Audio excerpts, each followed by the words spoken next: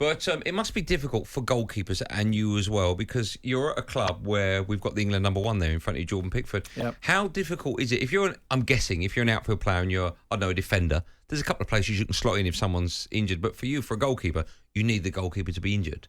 How difficult is that for you to know how good you are? Know the record you've got. You've won a Premier League winners medal at Chelsea as well. How difficult week in, week out is it for you to sit on the bench and basically hope that someone gets injured is your only route through into the first team? Yeah, it's difficult, right? Because, one thing, as Benty, you'll know when you're a professional, it's difficult to tick every box, right? So it's difficult to play every week, to have the amazing contract, to be at one of the best clubs in the country, and all that kind of stuff. So it's really difficult to tick all the boxes. So for me, it's about understanding my role.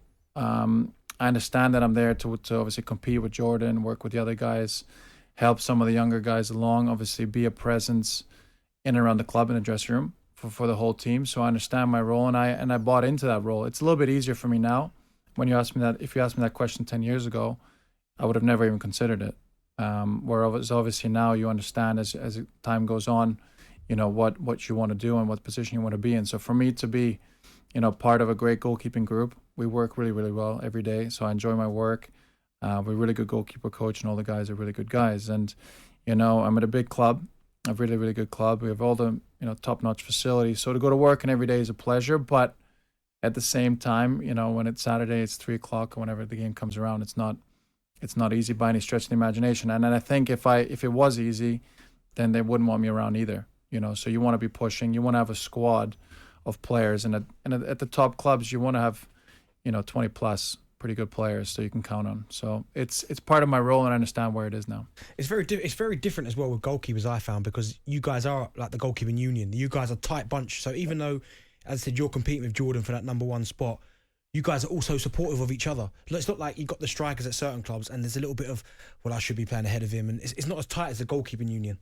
No, it isn't. It isn't, Benty. And it's when you work in such a close space. Yeah. So every day there's only 3 or 4 of us plus the coach. So if you're not helping each other, not pushing each other, it's not a great environment to be in. I've been in those situations where there's conflict, and I tell you what, that kills you, because if you're not enjoying your work, for 300 plus days a year, then that kind of kills a lot of stuff, right? And you try and push each other, and you want them to do well. And I think I'm like you said, I'm 35. I want to be.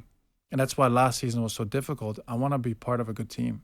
I want us to achieve things. And having won a title and maybe not having played every game, it's still one of my best memories in my career, because I know what it takes, and it's about sacrificing every day. And some guys have to sacrifice more than others. But I want to be part of a big club, a good club, and hopefully achieve things. I'm going to ask you a horrible question, so I apologise in advance. Why apologising then? Well, hopefully it won't be a horrible question, but it's interesting you say you want to be at a big club, right? Yeah. And of course Everton are, we know that. If you had the choice between sitting on the bench for the majority of a season, hoping the England number one gets injured, or playing every single week in the Championship, what would you choose at your age now? I chose Everton. Yeah? Yeah.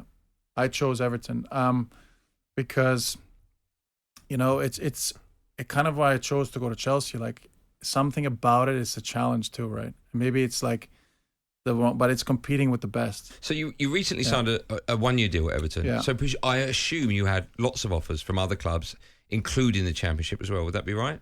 Yeah. I mean, it was a clause that the club activated, to be fair, months ago, and it was nice of them to do that. And obviously, once our status got confirmed, that whole contract situation got confirmed. But it's and I have chosen to be at Everton over playing probably in other countries in Europe.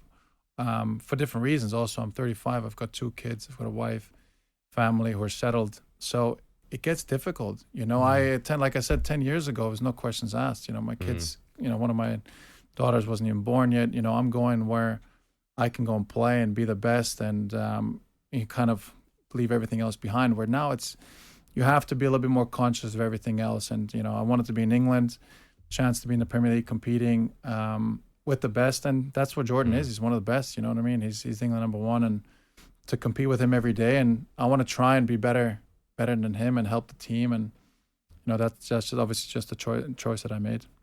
How was the mood at Everton now? We know you had a difficult season last season, to say that, but you survived. So again, you push it to one side, you survived. How was the mood? And is everyone coming back to pre-season ready to obviously have a better season than you did last season? Sorry. Yeah, for sure, it's better, right? I mean, last season wasn't great. I mean, we might have lost 2-3 years of our lives in that. Was it that bad?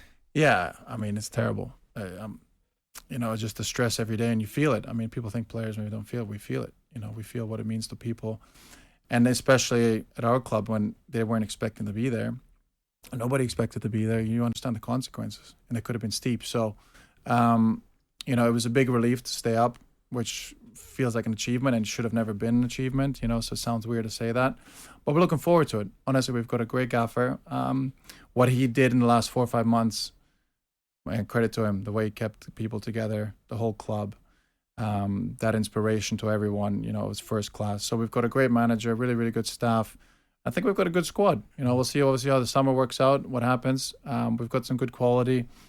Hopefully we have some better luck with injuries and all that kind of stuff this year. But yeah, we're looking forward to it. And I think looking forward to a much better season. Now, this is a bit of a difficult question because as players, did you feel the shift? Obviously, when Rafa departed, we know that he obviously was a Liverpool manager, came to Everton, didn't go down well with the fans, it's safe to say. No. But when he left, and then say Frank came in, did you feel a shift from the entire club, the fans, everybody? Huge. Yeah, that was the biggest thing. That was the first half, the second half of the season, was that sort of negativity around the place. And the history, what happened, it was tough for us. And the atmosphere, even at the stadium, it was just, was uncomfortable for everyone. And then obviously when the new manager came in, it gave us a boost. Probably not as big of a boost as we would have liked, and there was so many different reasons for that. But definitely when you feel the fans and everyone on the same page, everyone loves the new manager. Everyone wants him to do well. Everyone backed him. And then once he kind of got into the group and he saw who he could trust and couldn't trust and all that kind of stuff, it was a lot more of a positive place. So that's why it makes preseason exciting. It makes new season exciting because we've got a really good manager, someone who's super energetic. And really good staff with him as well. What are the aspirations then? Because, of course, when the season starts, everyone's level, right? And you survive by the skinny teeth, but that doesn't matter. The slate has been well and truly wiped clean. What are the aspirations now for Everton Football Club? It's surely more than just a top 10 finish? Yeah, Andy, it has to be. You can't, you said earlier about being a big club. And, I go back a year and I'm thinking, I've got Everton on the phone. I think, what a club, everything's tradition, fan base. Now I've seen it. It has to be. We have to challenge that top 7, 8, those European places. We have to be. It's too big of a club. It's too good of a squad. We've got a good big name manager, all that kind of stuff, all the facilities, everything's in place for us to be successful. So if few things go our way and, we have a good preseason, get off to a good start, then why couldn't we challenge for the top 7? I know it's crazy to say a little bit maybe after the season we've just had, but why couldn't we? So that's got to be the aim. We're going to have a quick break, all right, and then we've got more from you. Just quickly going into the break, would you rather finish 7th or win the FA Cup? Your FA Cup in the 7th. Yeah, okay. 10th in the FA Cup? No, you still want the FA Cup. Yeah, 17th? Always the FA Cup.